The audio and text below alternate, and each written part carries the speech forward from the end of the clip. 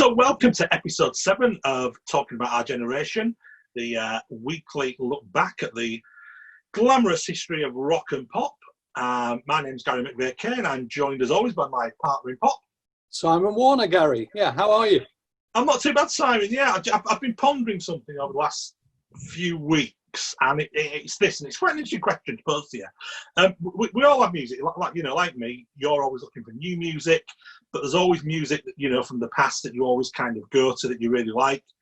But is there any kind of band or music that you go to that's your real, you're feeling a bit low, you've had a bit of a rubbish day, you just fancy listening to something that's really comfortable, you really like it, nice glass of wine, just sit and chill out, something that you always go back to? Is there anything like that for you, Simon? I think there is. I mean, I was watching that Laurel Canyon documentary on the TV at the weekend. I don't know whether you've caught sight of that, but I really do go back to that LA scene of the late 60s, early 70s. I love the Crosby, Stills and Nash period, Joni Mitchell. I still go back to those things, even though, they're just part of a 50-year-old past. But yeah, those are the bands I probably turn to. What about you? It's Prefab Sprout. Well, I have to say, Prefab Sprout are definitely one of my favourite bands. Yeah, now, I don't, on a day-to-day basis, I don't play Prefab Sprout, but it's kind of the comfort blanket. If I've had a bit of a rubbish day, I'm going out for a walk and it's a bit miserable, I get it on my headphones, and those first 2 albums in particular, Swoon and Steve McQueen, they're just the thing that I go to all the time if I'm just having a rubbish time, and it is the comfort blanket. Well, I have to say, Paddy McAloon, and I think our guest later on might agree with this, Paddy McAloon is one of the finest songwriters of the 80s, isn't he?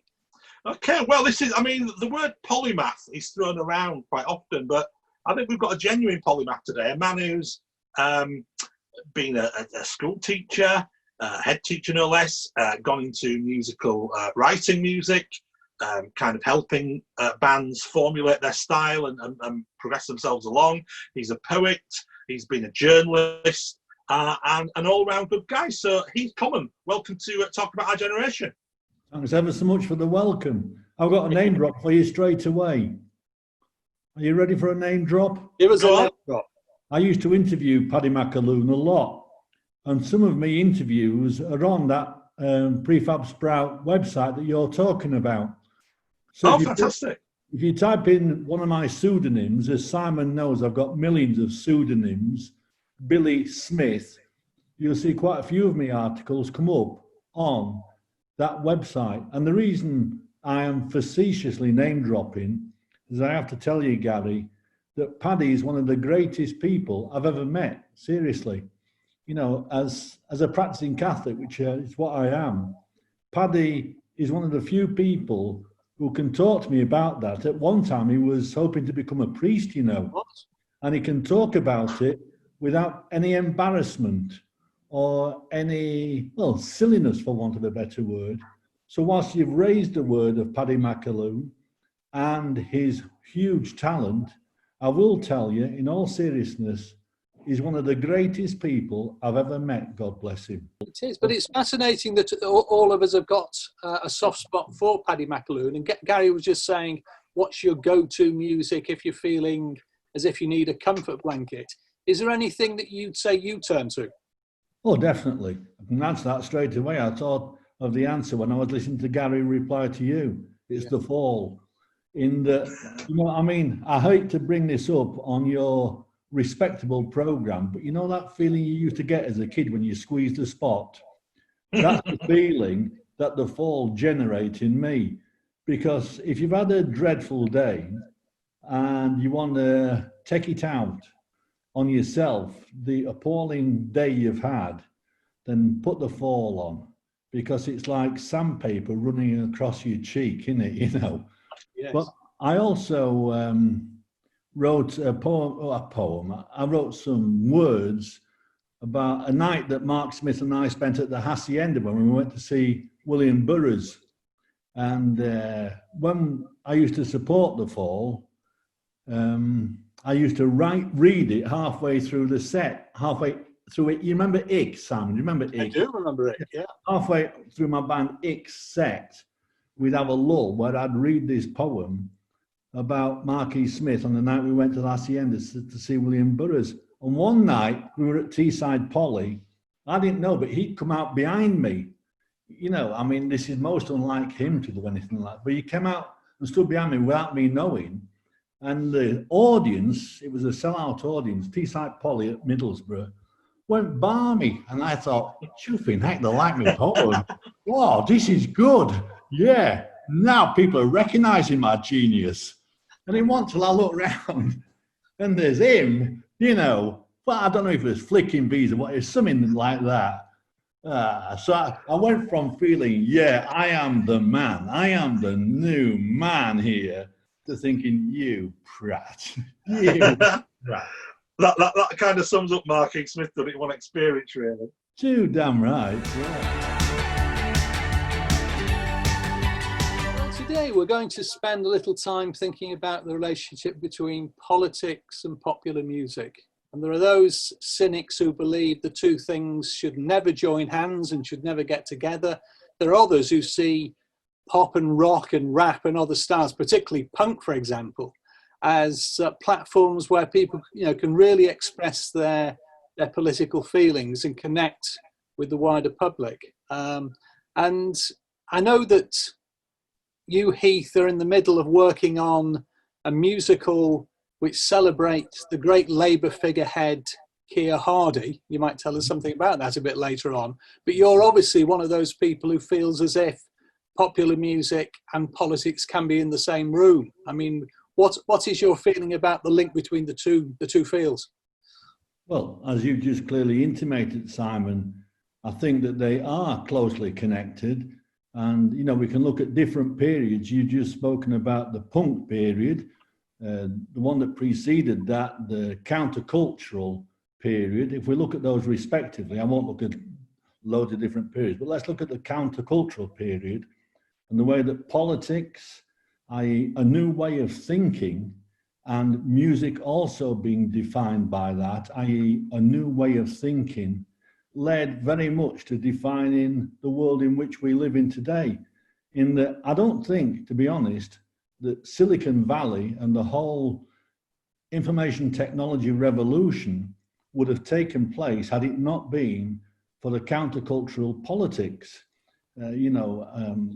They came essentially from the Whole Earth catalogue, if you remember. Yes. In the late 60s, you know, when you and I were kids, that Whole Earth catalogue was very much... Stuart Brand, wasn't it? Stuart Brand.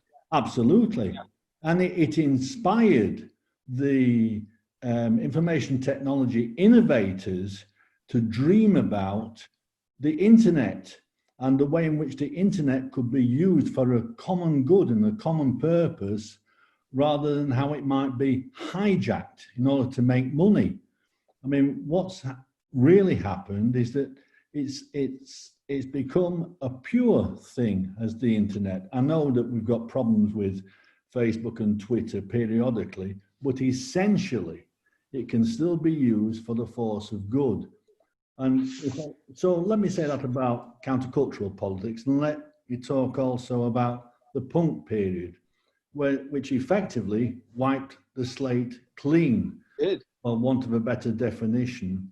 And in doing that, shifted the emphasis from the moneyed, affluent middle classes, let's be facetious here, the Pink Floyd, Led Zeppelin, so to speak, with all the money to fund huge tours, and turn the spotlight to a situation where, without any musical skill and without any financial backing, you could move forward culturally and musically. And that's exactly what happened, you know. Sure. So many bands, I mean, I'd spent a lot of time working with the UK subs and many people who had been with the UK subs. And it always thrilled me as a former teacher that these young people who were in that band, I'm just citing the UK subs from very, very many, had been people who discovered their own worth and what perhaps they might be capable of in the future, because you didn't have to be affluent and moneyed. you could do it entirely by yourself, the DIY culture. So yeah, politics and music are definitely connected, and I love the way that they generate progress. Do you feel, Gary, as if, I know you've always been politically minded, do you feel as if you've always seen that connection between your ideological feelings and the music maybe you listen to? Do you see a link there? I think so, yeah. No, I think I've always taken interest in where the politics comes from and where it goes to in terms of music. So, I mean, I was born in 1970, so I was just too young to be. I was aware of punk when I was a 6-7 year old, but I was too young to be involved in it, kind of thing. A lot of my friends are a few years older than me, they were. But I have been heavily influenced by punk throughout my life. But what was interesting to me is when you start reading into the background of punk. And I think Grail Marx's book, Lipstick Traces, is absolutely fantastic. Brilliant. As an understanding of that. And what really fascinated me was that idea that whilst Joe Strummer was held up as the great political figure of punk, I always felt, I mean, I loved the Clash, they were my absolute favourite bands ever, but I always felt that John Lydon got the political side of what punk could do more than Joe Strummer ever did. It's ironic, that Bradford had a very, very active punk scene. And there was a club, I think it's still there, the 1 in 12 club in Bradford. You know it, Gary? I do, yeah. Been there many times, yeah. Right, well, you might even remember, he's dead now, God rest his soul, a good mate of mine called Wild Willie Barrett. Remember Wild Willie Barrett? Wild Willie Beckett. Wild Willie Beckett, that was Beckett, yes, yeah. Now, you want to talk about a punk figure, there's your punk figure. But, he came out of Bradford, didn't he, with... Psychosurgeons. Yeah, Psycho. Yeah. He used to write about them for the Melody Maker. Yeah. He was a brilliant guy. However, he had New Model Army come out of Bradford with Jules and Justin and everybody. It was a really genuine punk movement. When you talk about Strummer being almost an image rather than a genuine, it was such a genuine punk movement in Bradford that achieved so much. Via, I have to say, in my opinion, I'm not saying I'm right, the 1 in 12 club, what a fantastic club that was. Gary, who used to run the place? Yeah, Gary Cabinet, yeah. Yeah. My wife used to be a head teacher, and she employed Gary to teach politics at Ryburn School. Yeah. And Gary was brilliant. Him and Stephen Wells, these were great times. But if we don't watch it, I'm going to be dominating your program. I don't want to do that. No. So You're the guest. I just mentioned the 1 in 12 club.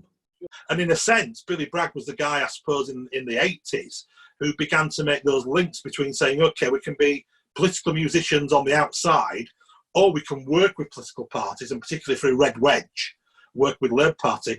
Billy took it that next step further, didn't he, where there was an involvement with an actual political party.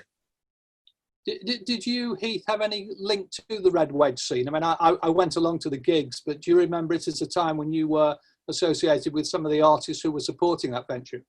I was on the Red Wedge tour. You were on it? Yeah, with the rhythm system. About it. Yeah, so we did, about 20 or 30 Red Wedge dates with Norman Cook, as he was then, became Fatboy Slim, the Frank Chickens, Billy Bragg, they were great nights. So in answer to your question, I was on the Red Wedge tour. Was you going to ask me something about it, Simon? Yeah, I was just wondering if you'd had more than just a sort of passing acquaintance with it, and clearly you did.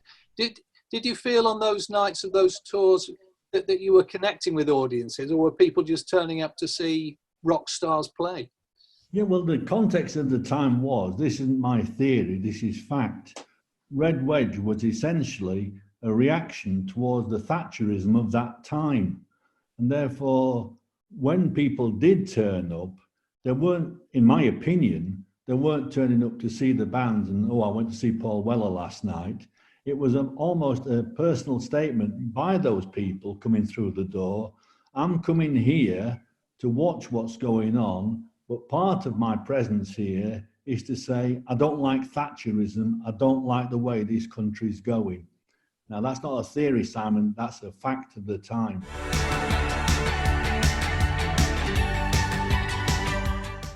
So, as we've already seen, our guest this week is Heath Common, a man who's written words in many forms, from journalism to poetry to songwriting, over a glorious career. And so now we're going to take a bit of time to speak to him about his career. So, Simon, I think you're going to kick off. Yeah, sure. Well, you've hinted so far in the conversation that you've done all sorts of things which relate to the world of music and performance. But I mean, I've spoken to you over the years about the various encounters you've had with interesting artists. You mentioned Burroughs a little bit earlier on. I know you've got a good William Burroughs story, but tell us a little bit about some of your favourite encounters with musicians over the last few decades, because there have been many, haven't there? Yeah, they have. I've been very, very fortunate. Complete nobody like me, just happening to bump into people rather than to be mixing in the same circles. But when I think of it, I'll tell you a favourite one of mine. I mean, one of my favourite songwriters, and I think one of yours too, if I might say so, Simon, is Ray Davies. Oh, yes. And a guy who was looking after my business at the time, a guy called Charlie Gillett, the late, great Charlie Gillett. Of course. He sent me off to a place called This in Norfolk to work with Ray Davies, a songwriting week, to come up with some new songs. I'll tell you who else was there. Was Kimberly Rue, who wrote Walking on Sunshine for Katrina and the Waves. But let me get to the point here. On the Friday night, after a long week, Ray Davies and I had been in the pub. And typical Friday night when you've had too much, not drunk, but, you know, you're very merry. We ended up in this barn at this place where we were in this. And I said to Ray, said to me, he said, "What have you written recently that you're proud of?" Those were his very words. I said, "Well, this, because I've been asked to write something for a TV series for Yorkshire TV." And I played him something. I said, "What do you think to that?" And he went, I thought, chuff, I thought you'd say more than that. I said, "All right, what?" Because to me, you see, Simon, he was just Ray. He'd been Ray who I'd gone down to the pub with. Am I making sense? Not? Yes. Ray, like Simon or Gary, you know what I mean? I said, what you written? I said, that you're proud of. And he played Waterloo Sunset. Whoa. I said, chuff it, neck. There's me there. What do you think of this then, hey? I thought, of course, this isn't Ray. This is Ray Davies, who wrote Waterloo Sunset, Days, all the classic songs.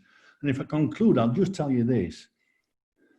Ray invited Honor and myself to go and see the Kinks at Manchester Apollo. You know the Apollo, that great venue in Manchester. So we went along and got in on the guest list and all that stuff. And at the end of the concert, the Kinks had been brilliant that night. We're all filing out at Manchester Apollo.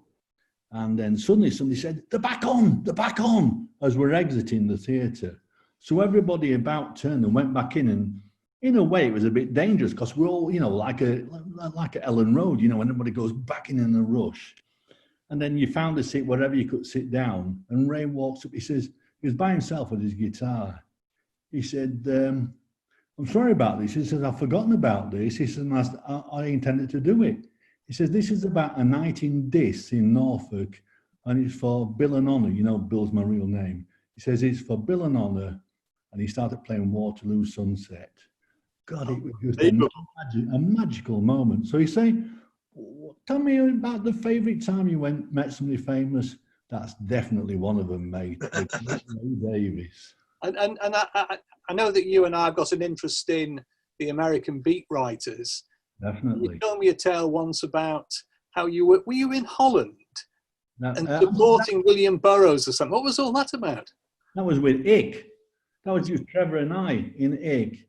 And we performed at the Paradiso, this club in Amsterdam, with Burroughs, and he was reading. There was a few, you know, as part of the, what did they call that tour? The Atrocity Exhibition tour. Oh, yes, yeah.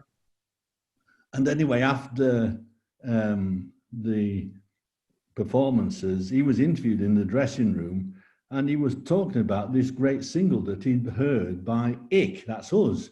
I Ick, I Try, but he said, "I like what those guys are doing," you know. And the following morning, Simon, I mean, again, totally deflated I was here. We were in the lobby of the hotel where we were all staying, and I went up, typical sycophant. I said, "Mr. Burroughs," you know, I mean, one has to show due respect. I said, "Mr. Burroughs," I said, "that was wonderful of you to say on radio last night.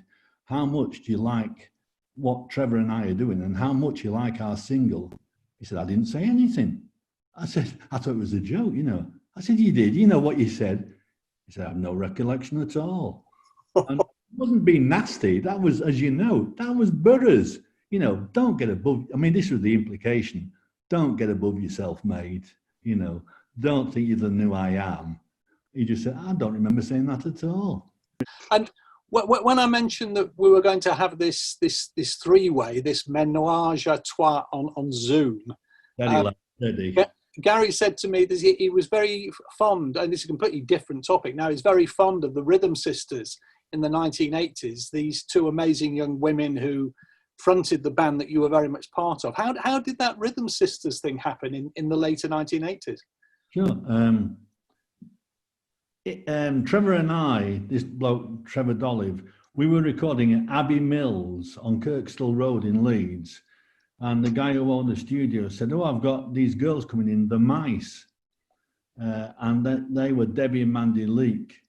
And they were in the studio next door. And to cut a long story short, they ended up singing backing vocals on this song that I'd written. And at the time, well, I still have a very deep interest in Andy Warhol. And I was always fascinated how Andy Warhol created these so-called, what he termed, superstars. These people who came out of nothing, and he redefined them as superstars. And because I was a young bloke then, in my juvenile way and childish way, I thought, I think I'm going to try it with these two. I think I'm going to create two superstars. So I wrote all the songs for them, managed them, and, they ended up on Top of the Pops, Friday Night Live, a 5-page feature in the Sunday Times. I could bore you all day with what happened, but I was thrilled that I'd managed to create Warhol-like superstars.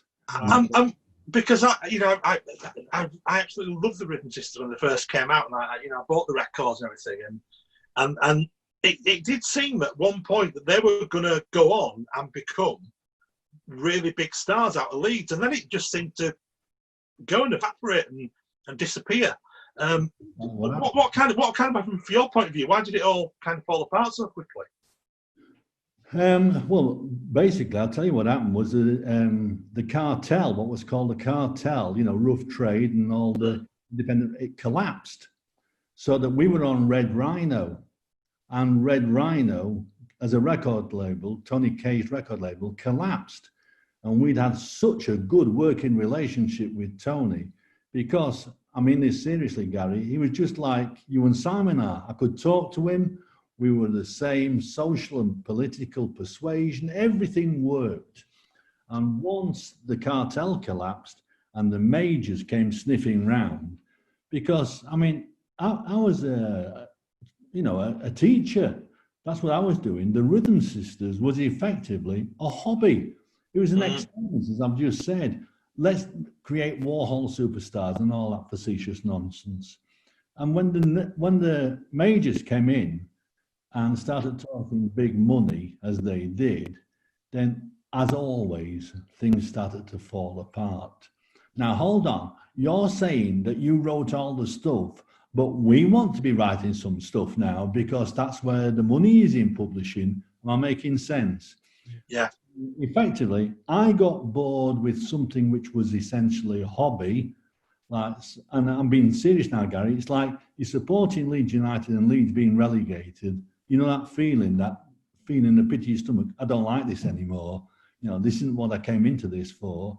And it just collapsed and fell apart. I don't know what they're doing now. I haven't seen them for 30 plus years. I know you used to write for Melody Maker and others. How do you feel about the state of the music press now? It left a great imprint in all our lives. Do you feel as if it's a dead beast in the water? Yeah, the medium is definitely, because the internet's taken over, for want of a better definition.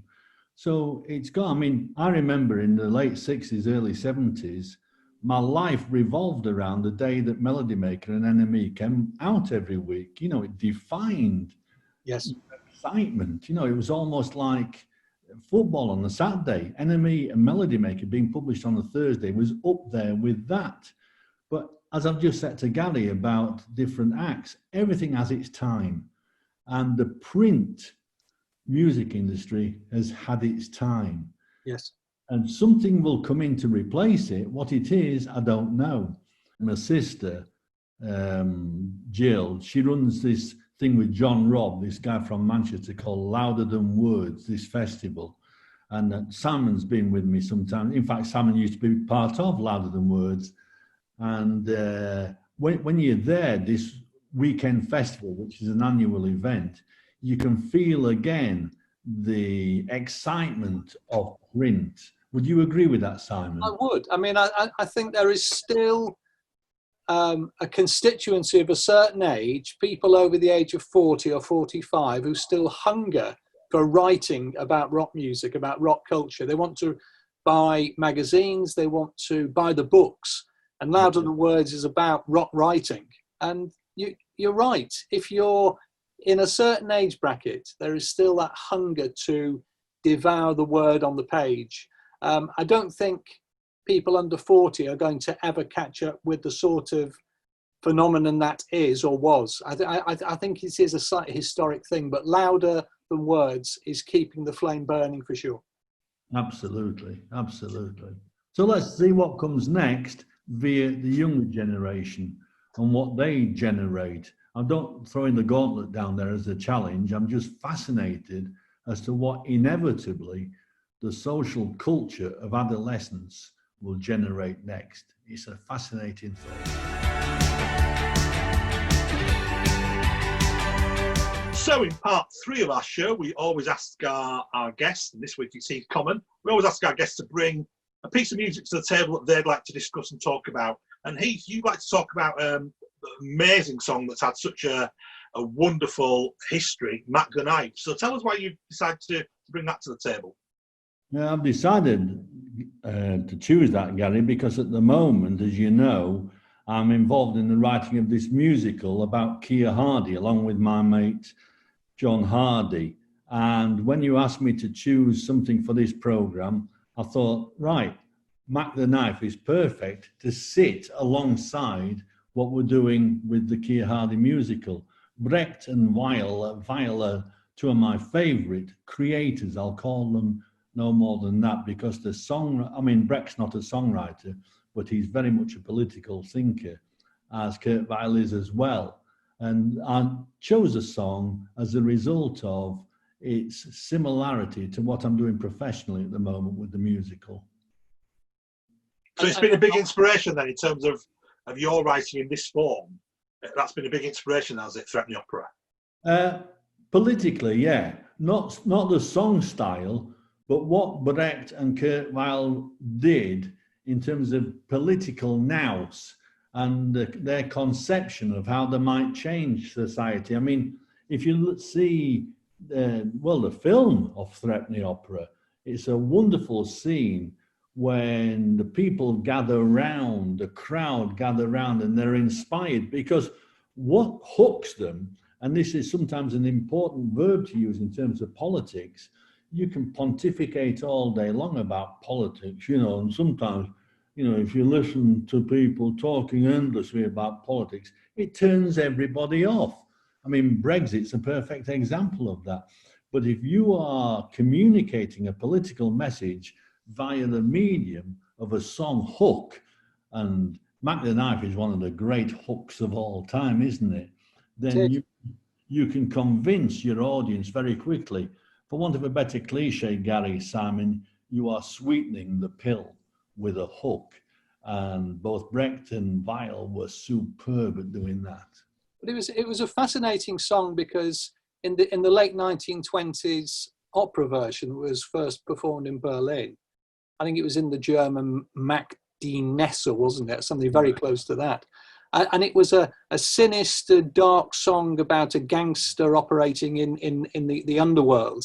Yet by the time Bobby Darin was singing it, some 40 years later, and turning it into a kind of show-stopping pop song, it's amazing, isn't it, how a song can have different lives and different versions. Absolutely. I mean, at the time that Bobby Darin was singing that, and it was very much a populist song, it was also the time of McCarthy and the McCarthy witch trials, which makes it a supreme irony.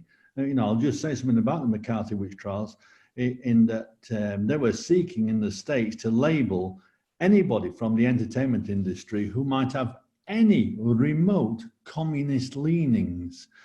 And through that movement, anti-communist movement, Bobby Darin emerges with what is essentially a communist song. It becomes a populist number. I mean, it could have easily featured on the Val Doonican show. Gary, the Val Doonican show was a show in the 60s on BBC television. Oh, I remember it in the 70s.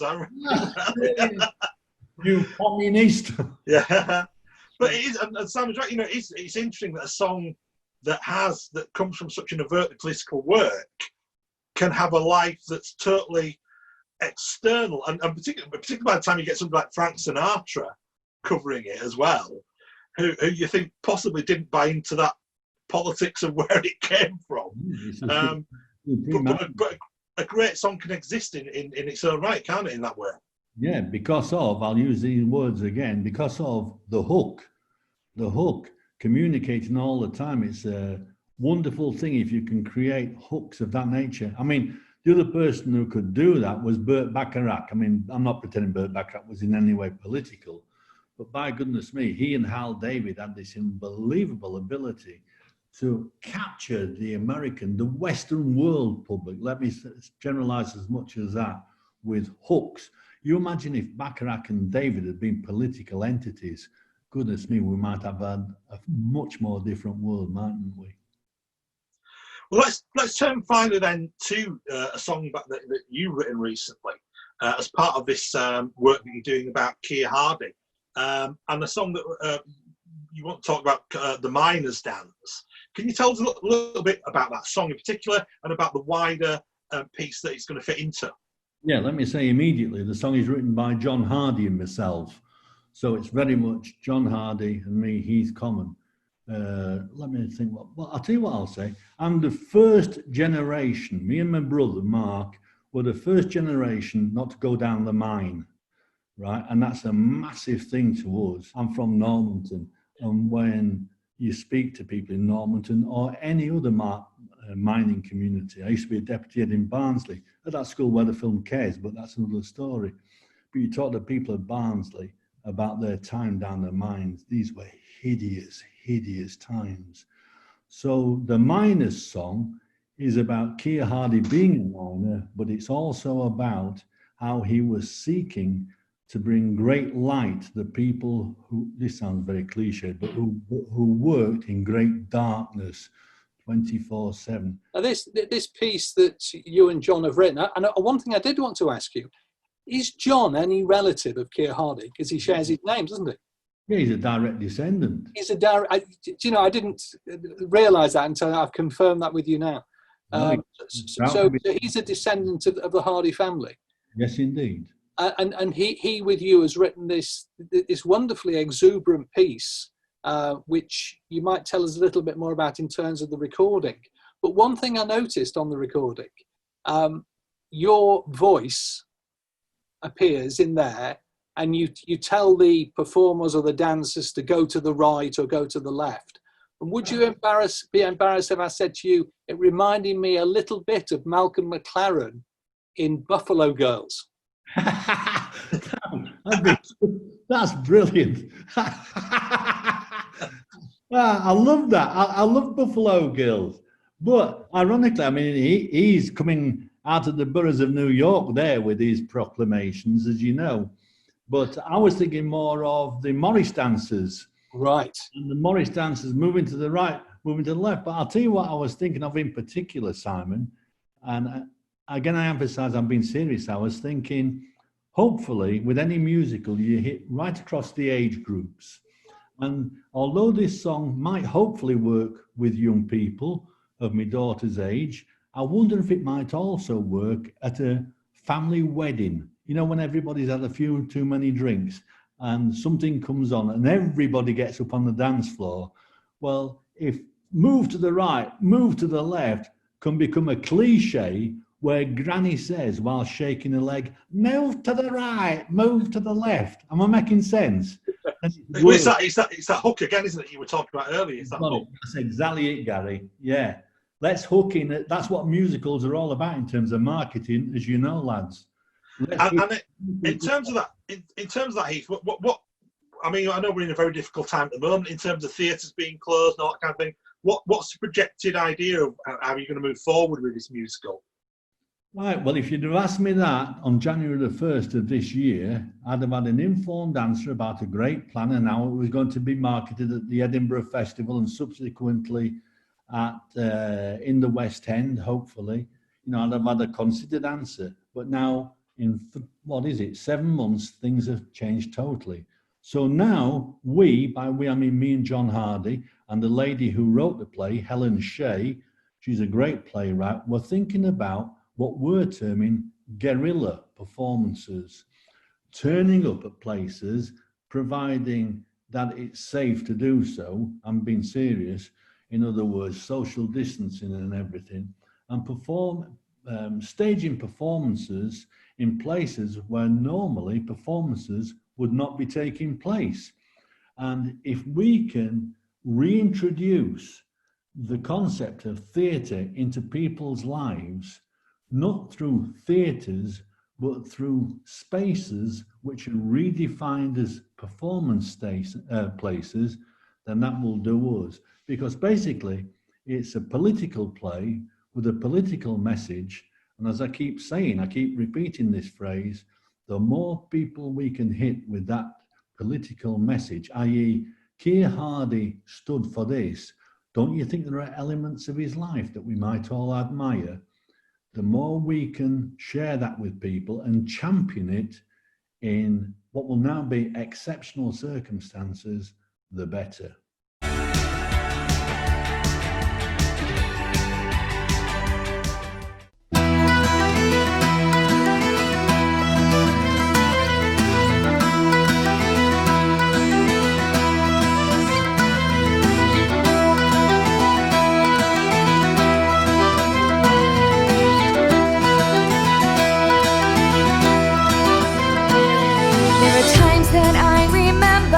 From the merry month of May, dancing around the gardens on a golden summer's day. Everybody's happy, dancing with a smile, bells and boots together in the Grand Morris style. Move to the left. Yeah, move to the right. Yeah, move to the left.